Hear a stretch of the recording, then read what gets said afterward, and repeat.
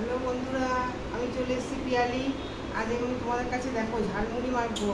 এই হচ্ছে মুড়ি বন্ধুরা, দেখো এই হচ্ছে মুড়ি। এই দেখো আলু সিদ্ধ,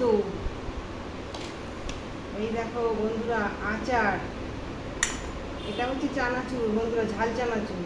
আর এটা হচ্ছে তোমার ঝুড়ি ভাজা। আর এই দেখো বন্ধুরা গায়ে জ্বালা ছোলা, এই ছোলা কিন্তু খাওয়া খুব ভালো শরীরের পক্ষে বন্ধুরা। আর হচ্ছে এই যে পেঁয়াজ, আর এটা হচ্ছে ভাজা মশলা। আর এই দেখো তেল, আর হচ্ছে সাথে বিট নুন। আমি এখন তোমাদের কাছে ঝালমুড়ি, তোমাদের সামনে আমি ঝালমুড়ি মাখবো। তা বন্ধু আমি একটা কথা বলি, শোনো।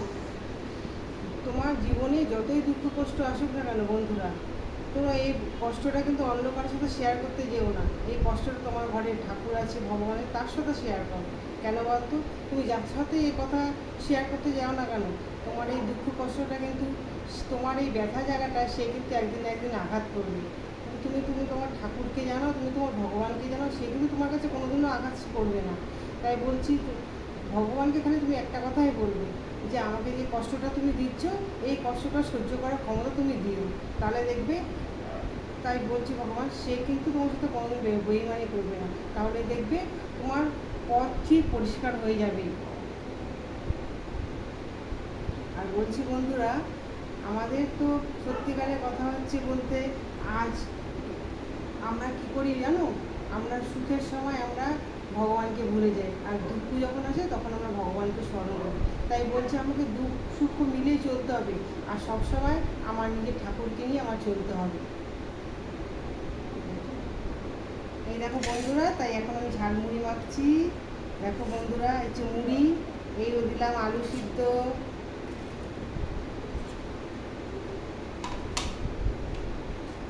সাথে দিলাম পেঁয়াজ বন্ধুরা,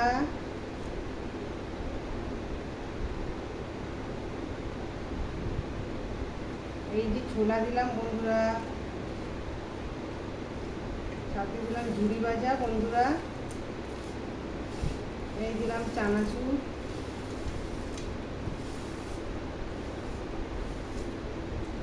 এই ভাজা মশলা বন্ধুরা,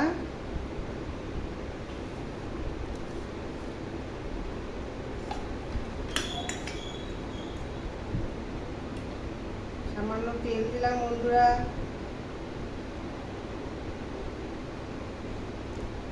এই দেখো বন্ধুরা আচার। এবার আমি মুড়ি মাখবো।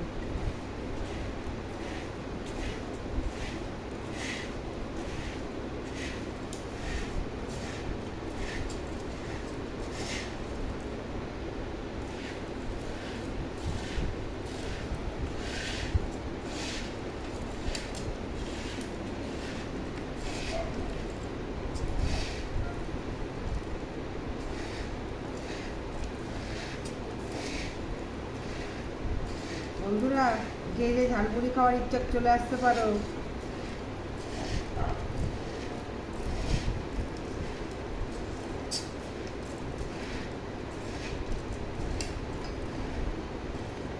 সাথে একটু চা হলে ভালো হতো, কিন্তু এই গরমে চা খাবো না, তাই জন্য ঠান্ডা জল।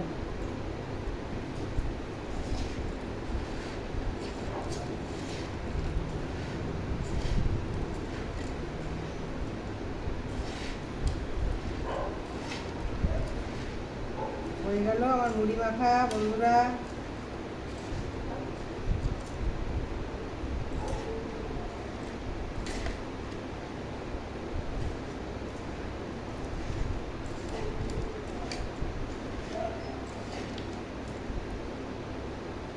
একটু নুন দিই বন্ধুরা,